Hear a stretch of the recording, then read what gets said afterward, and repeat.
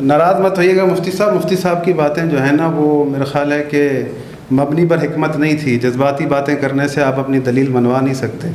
اور جو بات مفتی صاحب نے کہی ہے اب میں چاہتا ہوں کہ ہم اس کو ٹھیک طریقے سے سمجھیں. میں نے جو سوال کیا تھا اس کا ہدف یہ تھا کہ میں نے ان سے پوچھا کہ جو خلافتیں بنی اللہ ہم سے پوچھے گا. انہوں نے کہا نہیں بنی. اس سے پہلے انہوں نے کہا کہ اللہ کے رسول کے مصلی کے وارث جو ہیں حضرت ابو بکر ہیں, علم کے وارث حضرت ابو بکر ہیں. ایسا ہی جی. تو جس کو اللہ کے رسول نے اپنے مصلی کا وارث بنایا اگر کوئی اسے نہ مانے آپ کہتے ہیں کہ اللہ نہیں پوچھے گا اس سے, یعنی تو آپ نے ہمیں مقصد جو ہے مشکل میں پھنسا دیا. نہیں پوچھے وہ اچھا مشکل میں پھنسا دیا.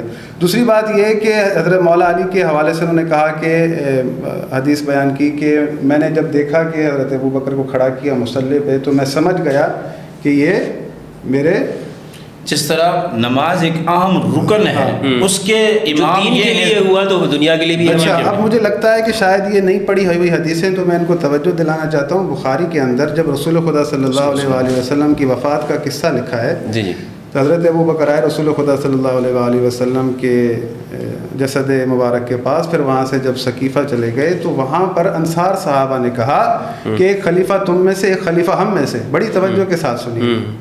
تو حضرت ابو بکر نے کہا کہ نہیں خلیفہ قریش میں سے ہوگا. یہاں پر حضرت ابو بکر کو کہنا چاہیے تھا کہ نہیں مصلی پر میں کھڑا ہوا تھا, میں خلیفہ ہوں.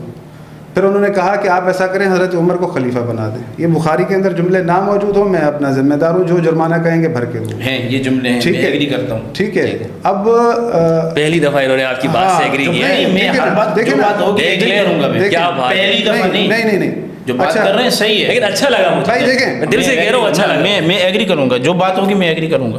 حضرت ابو بکر کو خود کو نہیں پتا کہ خلیفہ مجھے بننا ہے اس لیے کہ میں مصلی پر کھڑا ہوا تھا. انہوں نے نہ انصار صحابہ سے کہا بلکہ کہا کہ آپ ایسا کریں حضرت عمر کو خلیفہ بنا دیں. تو حضرت عمر نے کہا کہ نہیں ہم آپ کو ہی خلیفہ بنائیں گے. تو حضرت ابو بکر کی بیعت کر لی گئی. مولا علی نے بیعت نہیں کی. مولا علی نے کہا کہ ابو بکر آپ خلیفہ بن گئے ہم سے پوچھا تک نہیں. تو وہ کہتے نا کہ بھائی میں تو مصلی پر کھڑا ہوا تھا, مجھے اللہ کے رسول بنا کر گئے, آپ کیوں اعتراض کر رہے ہیں. یعنی یہ بات اس بات کی وضاحت کرتی ہے کہ حضرت ابو بکر اور نے اپنے خلیفہ ہونے کے لیے اس دلیل کا استفادہ کیا ہی نہیں کہ میں مصلی پر کھڑا ہوں. نہ انصار صحابہ کو پتہ تھا, نہ ان کی بیعت کرتے وقت یہ بات کہی گئی کہ اس لیے چن رہے ہیں کیونکہ رسول خدا کے علم کے وارث ہیں, رسول خدا کے مصلی کے وارث ہیں. دوسری بات یہ کہ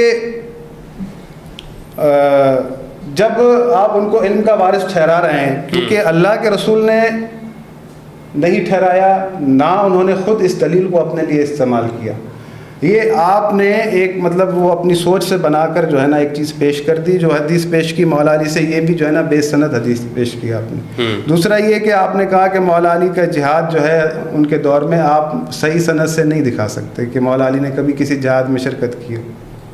جو بھی فتوحات ہیں کسی بھی طرح سے یعنی حضرت ابو بکر عمر عثمان کے زمانے میں جو کوئی شریک نہیں کیا. انہوں نے جو آیت پڑھی وَلَوْ رَدُّوا إِلَى الرَّسُولِ وَإِلَى أُولِي الْأَمْرِ مِنْهُمْ لَعَلِمَهُ الَّذِينَ يَسْتَنبِطُونَهُ مِنْهُمْ. تو جب بھی کوئی مرکز خلافت میں معاملہ آتا تھا نہیں پتہ ہوتا تھا تو رجوع کہاں ہوتا تھا؟ مولا علی کے پاس. خلافت ہمارے پاس حدیث لکھی ہے, روایت موجود ہے. خلافت کا تیسرا دن تھا, ایک مسئلہ آیا. نہیں یہ اہل سنت کی کتابوں میں بھی موجود ہے, سنن ابو داؤد وغیرہ کے. نہیں خلافت کے تیسرے روز مسئلہ آیا تو کسی کو پتہ نہیں تھا, کہا کہ علی سے پوچھیں. تو سب لوگ آئے, حضرت علی سے پوچھا, حضرت علی نے جواب دیا. حضرت سلمان فارسی نے کہا کہ مولا یہ تو وقت تھا کہ آپ نہ بتاتے تاکہ احساس ہوتا کہ حق آپ کا تھا. تو امیر المومنین نے فرمایا کہ سلمان میں نے قرآن یاد دلا رہا تھا. پھر مولا نے آیت پڑھی فَمَن يَهْدِي إِلَى الْحَقِّ أَحَقُّ أَن يُتَّبَعَ مَن لَّا يَهْدِي إِلَّا أَن يُهْدَىٰ فَمَا لَكُمْ كَيْفَ تَحْكُمُونَ. حق یہ ہے کہ جو حق کی طرف ہدایت کرے پیروی اس کی جائے, نہ کہ اس کی پیروی کی جائے جو خود محتاج ہدایت ہو. فَمَا لَكُمْ كَيْفَ تَحْكُمُونَ. تم کیسی قضاوت کرتے ہو. مولا کہہ رہے ہیں میں ان کو قرآن یاد دلا رہا ہوں. آپ جو یہ ایک نئی چیز لے کر آ گئے کہ بھائی یزید کو بھی اللہ نے خلیفہ بنایا, فلاں کو بھی اللہ نے حکومت ملی, فلاں کو حکومت ملی. بات یہ ہے کہ اللہ نے ہمیں دنیا میں رپورٹ بنا کر بھیجا ہے. اللہ نے کب کسی کو روکا ہے کہ اگر کوئی کسی مسند کو حاصل کرنا چاہے اللہ کرنے نہیں دے گا. فرعون اگر بیٹھا تھا تخت و تاج حاصل کر کے، تو جو حاصل کرنا چاہتا ہے، یہ تو یزید نے بھی آیت پڑھی تھی کہ قل اللہم مالک الملک تؤتی الملک من تشاء وتنزع الملک ممن تشاء وتعز من تشاء وتذل من تشاء. نہیں، یہ تعز و تذل آگے خود پڑھ رہی ہیں. یہ میں جب یہ تو میں کہہ رہا ہوں نا، میں پڑھ رہا ہوں نا، یزید نے پڑھی. یہ تو یزید نے بھی اپنی حکومت کے لیے پڑھی تھی کہ مجھے اللہ نے جو عزت دی ہے. میں نے ان میں کہا ہے کہ نبیوں کو بھی حکومت دی. آپ میری باری میں مت پڑھیں. یہ بی بی زینب سلام اللہ علیہ نے کہا کہ یہ اللہ کی طرف سے عزت نہیں ہے، بلکہ اللہ نے کہا ہے کہ ہم نے کافروں کو مہلت دے رکھی ہے، یہ مہلت ہے تیرے لیے. تو بھائی اللہ نے ہمیں ریوارڈ نہیں بنایا. اللہ رب العالمین فرماتا ہے وَلَوْ يُؤَاخِذُ اللَّهُ النَّاسَ بِمَا كَسَبُوا مَا تَرَكَ عَلَى ظَهْرِهَا من دابة ولكن يؤخرهم إلى أجل مسمى فإذا جاء أجلهم فإن الله كان بعباده بصيرا. اللہ اگر لوگوں کو ان کے اعمال کی وجہ سے پکڑتا تو پورے روئے عالم میں نہ کسی چرند کو چھوڑتا نہ پرند کو چھوڑتا، پر دنیا چل ہی نہ پاتی. اللہ نے تمام کے تمام معاملات کو مؤخر کہاں رکھا؟ قیامت کے لیے. اللہ نے جسے ہادی بنا کر بھیجا ہے، اگر لوگ اس کو نہیں پسند کرتے، لوگ اٹھا کے آج کل کے حکمرانوں کو بنا دیتے ہیں، یا انہوں نے حکومتوں کا ساتھ دیا، یزید بنا، مروان بنا، عبد الملک بن مروان بنا. ہاں اللہ نے نہیں روکا لوگوں کا راستہ، اللہ نے لوگوں کو آزاد چھوڑا ہوا ہے. یہ تمہارے لیے ہدایت کا راستہ ہے، یہ تمہارے لیے کفر کا راستہ ہے، جسے چاہو چن لو. اب جو ظلم کر رہا ہے اللہ اس قدر سخت ہے کہ وَلَا تَرْكَنُوا إِلَى الَّذِينَ ظَلَمُوا فَتَمَسَّكُمُ النَّارُ وَمَا لَكُم مِّن دُونِ اللَّهِ مِنْ أَوْلِيَاءَ ثُمَّ لَا تُنصَرُونَ. ظالم کی طرف مائل بھی نہ ہونا. اگر تم ظالم کی طرف مائل ہوئے تو بغیر حساب کتاب کے تمہیں جہنم میں ڈال دیا جائے. لعنت اللہ علی الظالمین، ظالموں پر اللہ کی لعنت ہو. جہاں اس قدر حساسیت ہے تو پھر یہ حدیث کی کیا کریں گے آپ کے؟ کہتے ہیں کہ بھائی جو بھی مسلط کر دیا جائے اس کی اطاعت اللہ نے واجب کی ہے. کیوں بھائی؟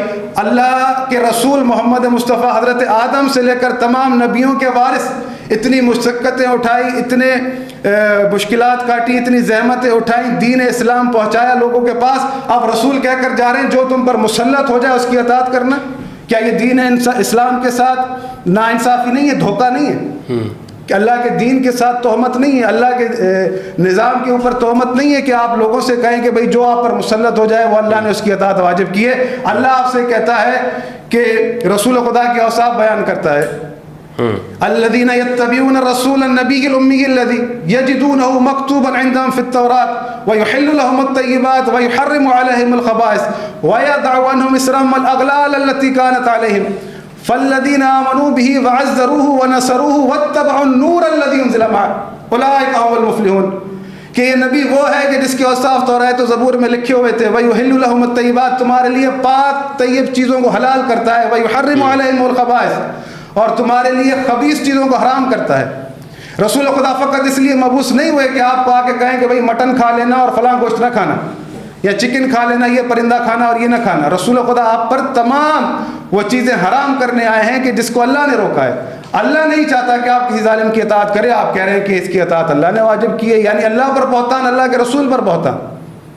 اللہ کے رسول کی ساری زحمتیں جو ہے آپ نے جو ہے پانی میں ملا دی. اللہ کہہ رہا ہے کہ فالذین آمنوا، اس پر ایمان لاؤ، وعزروه، اس کی عزت کرو، ونصروه، اس کی مدد کرو، واتبعوا النور الذی انزل معه، اور اس نور کی اتباع کرو جو محمد کے ساتھ نازل ہوا ہے. قرآن اللہ کے رسول کے اوپر نازل ہوا ہے، ساتھ نہیں آیا. اللہ کے رسول کے لیے اللہ کہہ رہا ہے کہ جو محمد کے ساتھ نور آیا اس نور کی اتباع کرو. اللہ کے رسول وہ نور جو آپ کو دے رہے ہیں وہ ہے کہ ترکت فیکم الثقلین. آپ کہہ رہے ہیں کہ نہیں جو ظالم مسلط ہو جائے اس کی اطاعت اللہ نے واجب کی ہے. یہ ایک دھوکہ نہیں ہے دین اسلام کے ساتھ. آپ مفتی فیصلہ کریں، انصاف سے بتائیں. صحیح. اللہ کہہ رہا ہے نور کی اتباع کرو. آپ ظالم کی اطاعت کروا رہے ہیں، فاسق و فاجر کی اطاعت کروا رہے ہیں. دین مظلومیت پہ، اسلام پہ ہم نہ روئیں. میں تو کہتا ہوں کہ بھائی جو شیعہ ہوتے ہو نا، کہتے ہو یا حسین، اب تم کہا کرو یا اسلام، واہ قرآن، کہ قرآن کے مخالف عقیدے جو ہے بیان کیے جاتے ہیں. قرآن کی مظلومیت پر بھی ایک جو ہے نا وہ اپنے سینے پر تھپڑ مارے. اچھا انہوں نے یہ دیکھیں کہاں قرآن اور قرآن کے مخالف عقیدے. آپ اپنی باتوں میں خود جو ہے پھنس رہے ہیں. جس کو آپ رسول خدا کے مصلح کا وارث ٹھہرا رہے ہیں، پھر کہہ رہے ہیں اللہ پوچھے گا بھی نہیں. اچھا یہی سوال انہوں نے کیا بھی تھا کہ سب نبیوں میں تو آپ نبوت و وراثت مان رہے ہیں کہ نبوت وراثت کے طور پر، لیکن رسول اللہ صلی اللہ علیہ وآلہ وسلم نہ ان کے والد نبی ہیں نہ ان کی اولاد نبی. میں نے جب آیت پڑھی تھی اس میں ذریت کا لفظ کہا تھا، انہوں نے توجہ نہیں کی.